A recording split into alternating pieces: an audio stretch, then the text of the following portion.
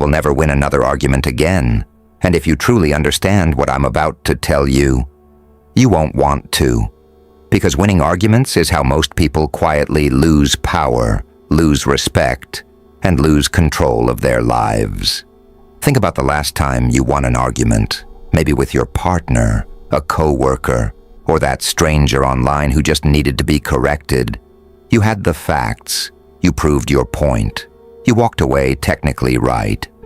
But ask yourself honestly, did anything actually improve? Did your partner suddenly feel closer to you? Did your coworker become easier to work with? Did your boss secretly reward you for destroying someone in a meeting? Probably not. If you paid attention carefully, something else happened instead. The more right you were, the colder the room became. Machiavelli understood something most people never figure out. The person who wins the argument often loses the war. The goal is not to defeat people in conversation.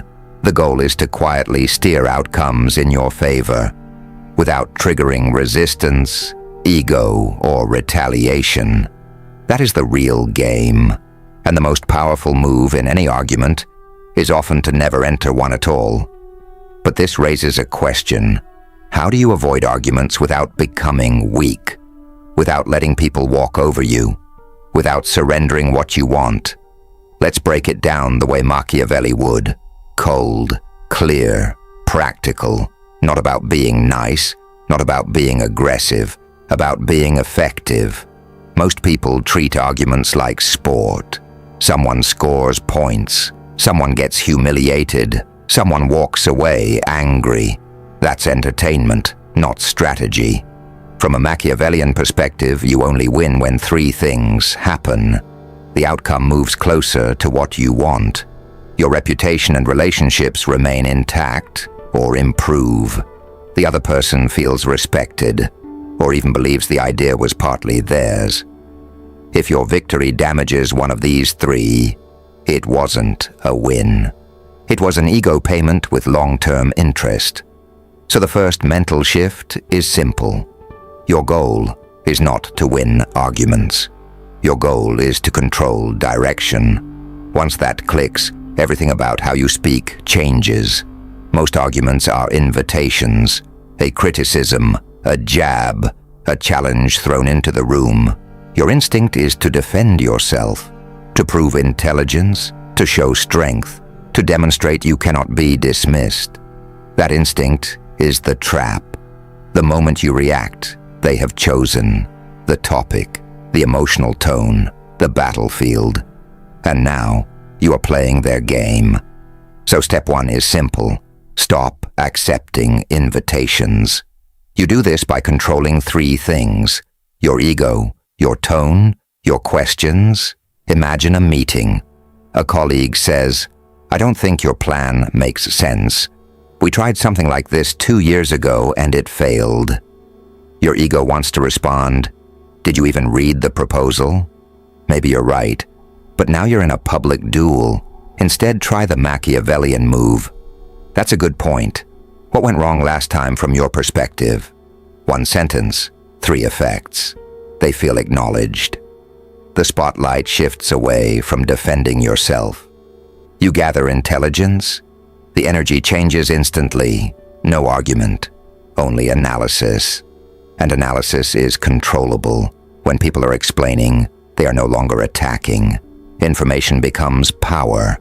Arguments rarely start with logic. They start with emotion. Your partner says, "You never listened to me." If you reply, "That's not true," you've entered a war you cannot win. Instead, "You're right. I have been on my phone a lot. What do you feel I'm missing right now?" You are not surrendering. You are changing levels. You acknowledge emotional reality while guiding the conversation toward specifics. Machiavelli understood this deeply. People act based on how reality feels, not how it objectively is. Attack feelings with logic, and resistance doubles. Acknowledge feelings, and defenses lower. Here is one of Machiavelli's most important insights. People would rather defend a bad decision than admit they were wrong publicly. Pride beats logic almost every time. If you force someone to choose between truth and dignity, they will sacrifice truth, and they will remember who cornered them. So never say, "You're wrong." Instead say, "I used to think something similar until I saw this." Now you stand beside them, not above them. Their identity stays intact. Their mind becomes flexible, and influence becomes possible. Powerful communicators rarely argue facts. They control framing. When someone says, "This is overcomplicated. We should keep doing what we've always done," don't defend immediately.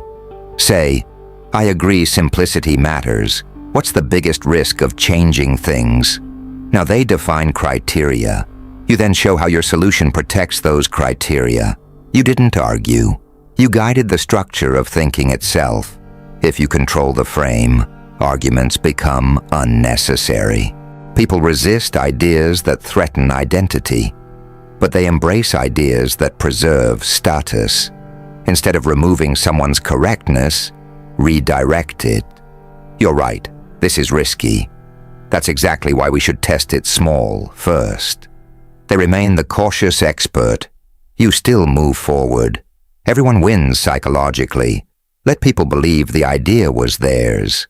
Before introducing change, ask questions. What frustrates you most right now? What slows us down? What would you fix first? Later, present the solution as an answer to their complaints. No argument needed. The problem convinces them for you.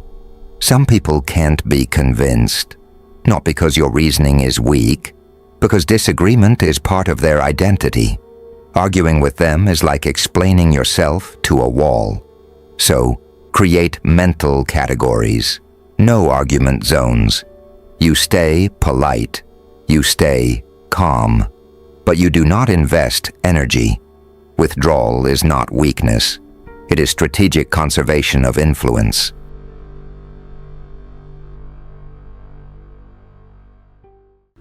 Thanks for spending time with us. If this sparked a new way of thinking, hit like and subscribe to keep the ideas flowing. And don't forget, check the description for the links to the original books and resources we used today. We'll see you in the next one.